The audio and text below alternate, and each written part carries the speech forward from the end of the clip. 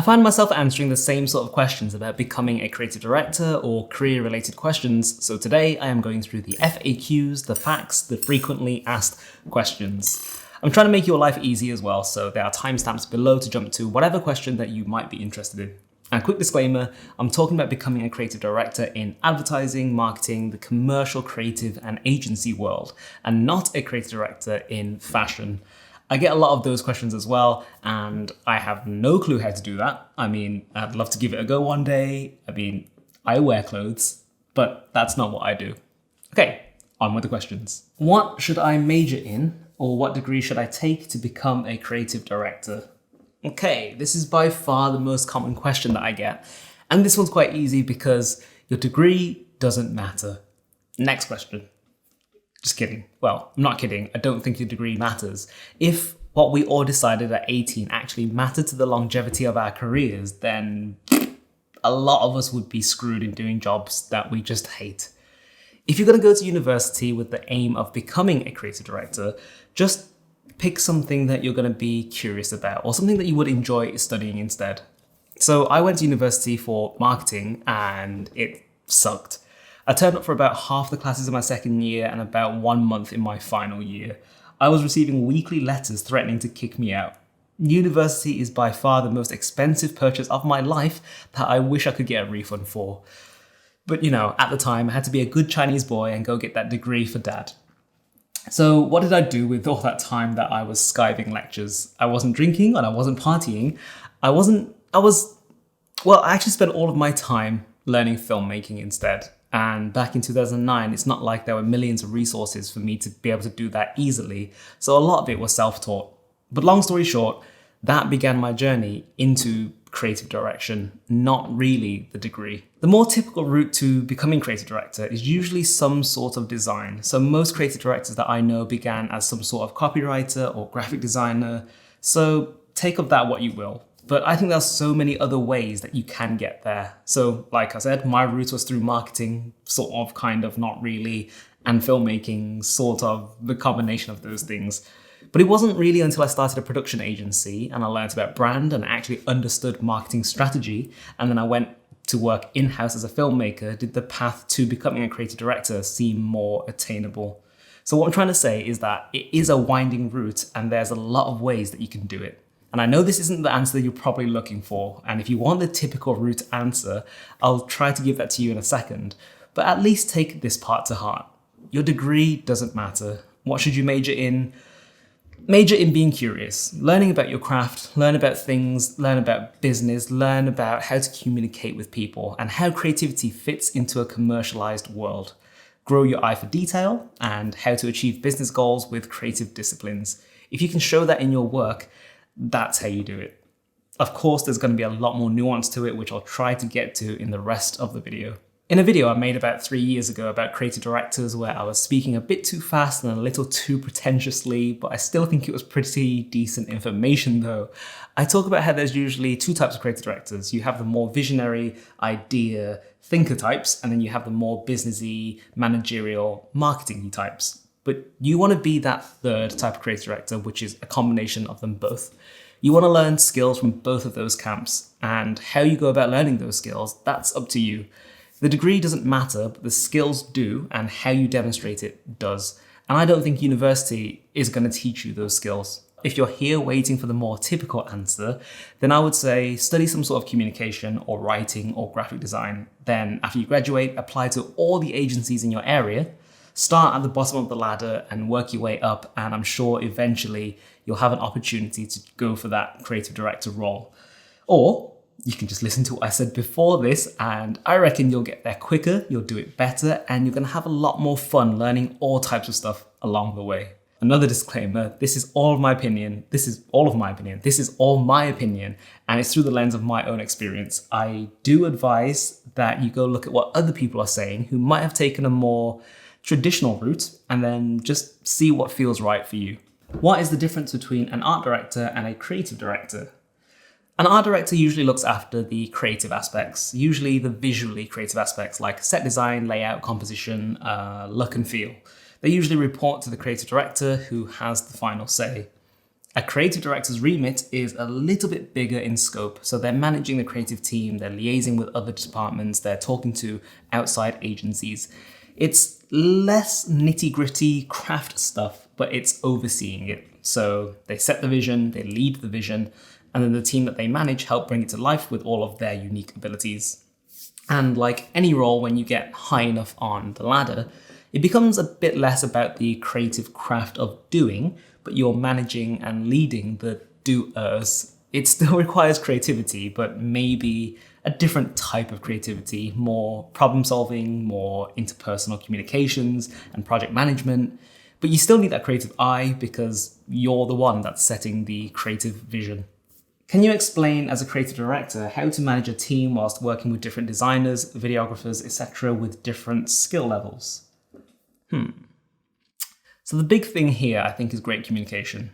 I think most people think they are good communicators, but in reality, maybe not so much. In a lot of job descriptions, there's typically a bullet point, usually the first one, that says something like good written and verbal communication skill.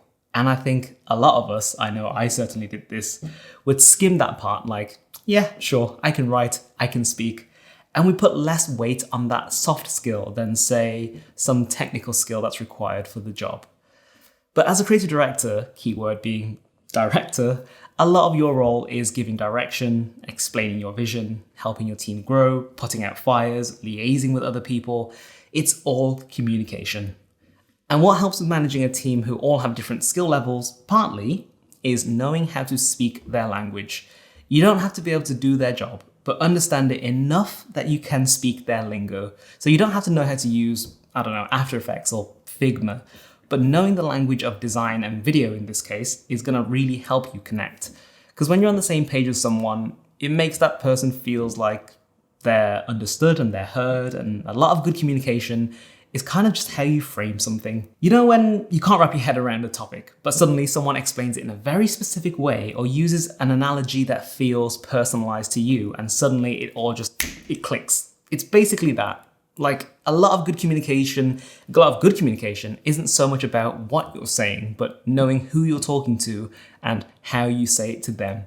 Basically, everyone is different, so learn how to communicate with them. Find out what their needs and goals are and listen. Like, actually actively listen. Listen with your ears, listen with your heart, listen with your eyes. Again, back to good communication. Some of us just aren't that good at it. And in a working professional situation, when we're communicating with people who are more senior than us, our words can get tangled and we might not be saying what we actually mean because we're not trying to rock the boat, or we're trying to say the right thing, or we're trying to impress our manager or the person who's above us.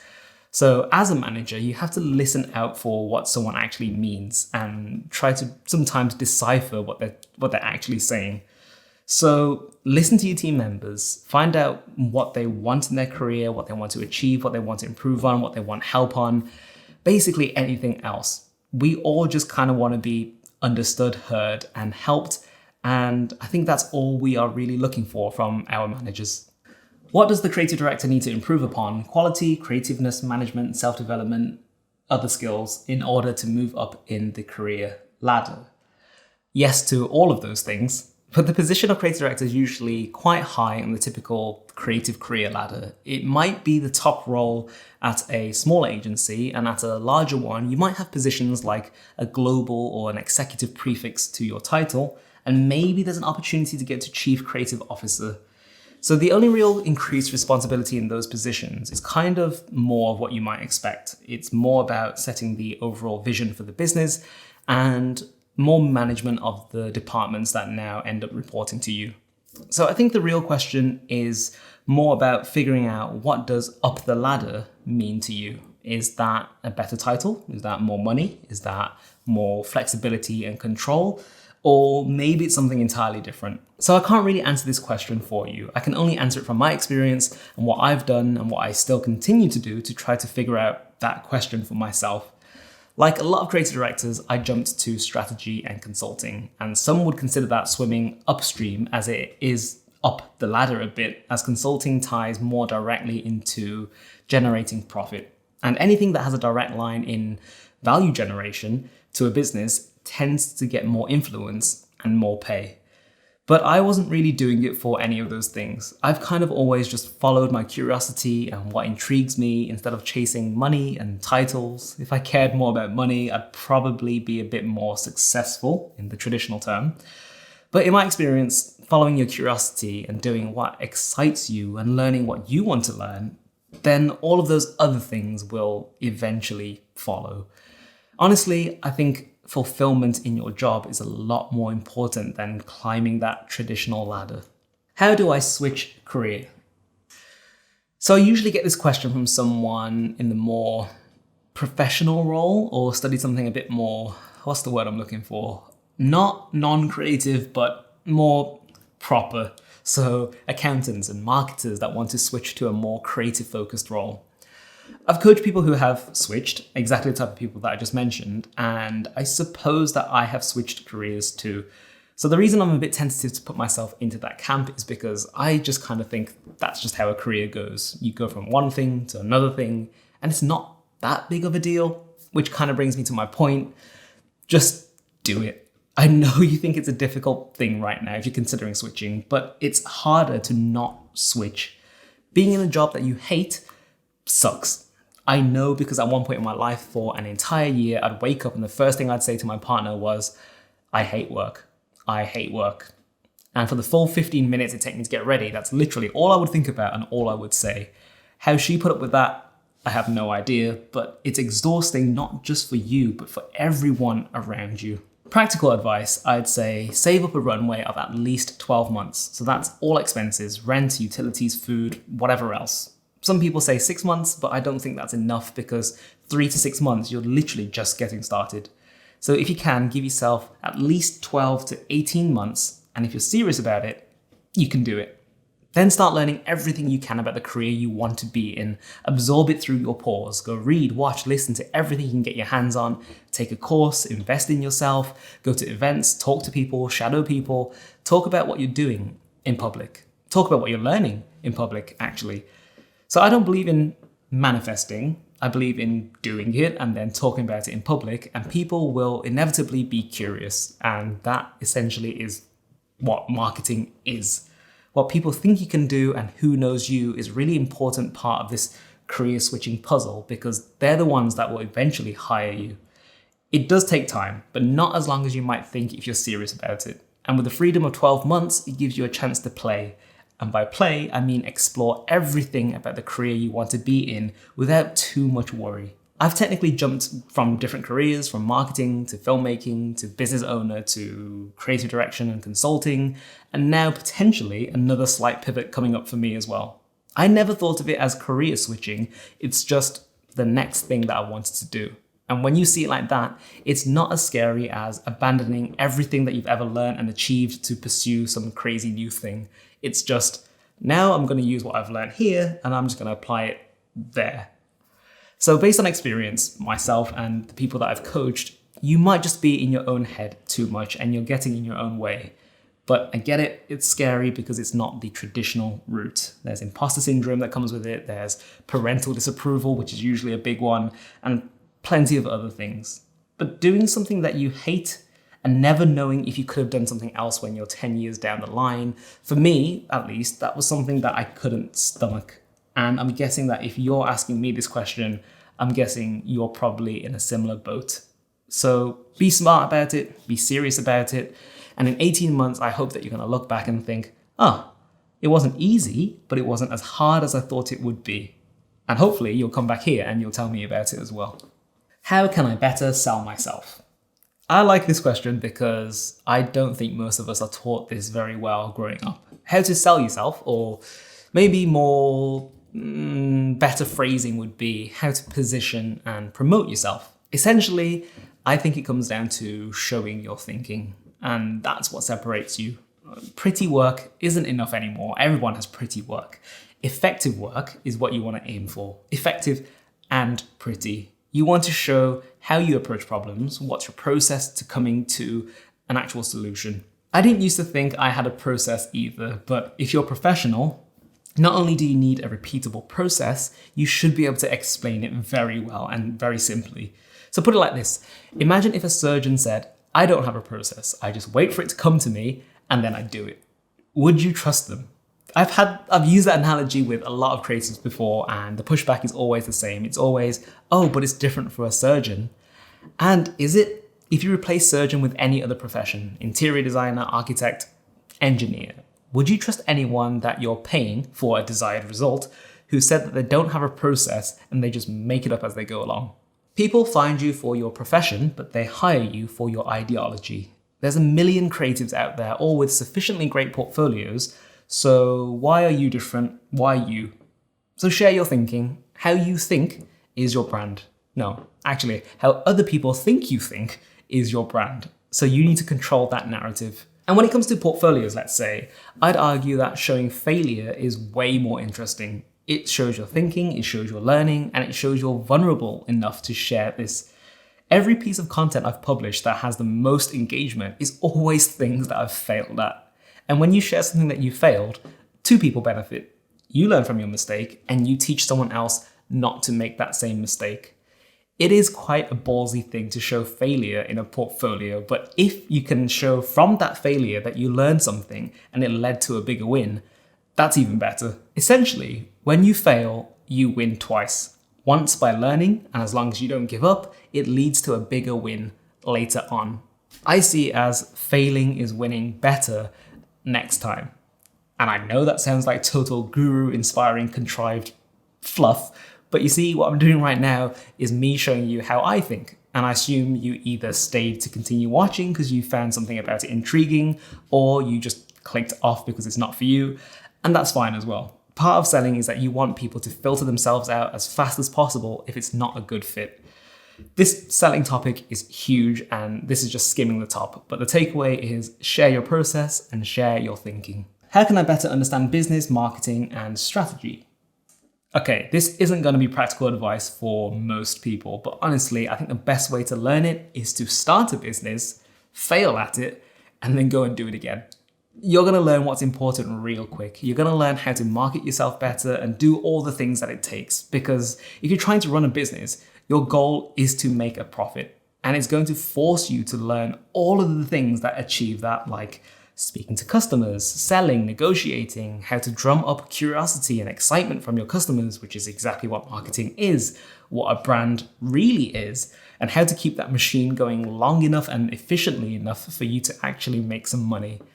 So Jack Butcher of Visualize Value, he often says, try to make $1 online. And then once you've achieved that, make another dollar, and so on and so on. However you want to go about that, that's up to you, but you're going to learn a lot. If you have less of an appetite for risk, then go read a book about it, some part of the business that you might be interested in. Then implement the stuff that you've read, whether you agree with it or not, and then come back to the drawing board and then make some adjustments, because now you'll understand more of what you've read and what applies to you and what doesn't.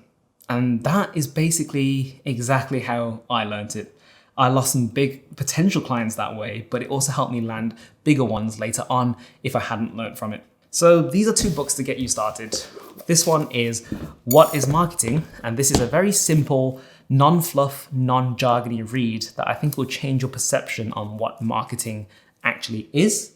And my number one favorite business book that has influenced me in life the most is Win Without Pitching by Blair Enns. If you work for yourself or in an agency, this is literally the book that I swear by, and it's the book that I recommend to anyone in any type of business, freelance, business owner, whatever it might be. But again, don't just read these books, actually implement the things that you learn. And that's the only way you're going to understand it better and figure out what actually works for you. Okay, so that's all the questions for now. I'm losing my voice, as you can hear, but if you have more questions for me, just let me know. It's probably going to take me ages to getting around to making another video like this because I just don't have the consistency to do it often. But if it's a really inspiring question, it might just give me the motivation to go and do it again. So if you like the video, you know what to do. There are buttons and subscribes and likes all down below. I'm tentative to ask you to click them because I'm just not that consistent with it. And seeing my subscriber number go up gives me more pressure to make another video. But anyway, I'm Ka-Lok. I'll see you when I see you.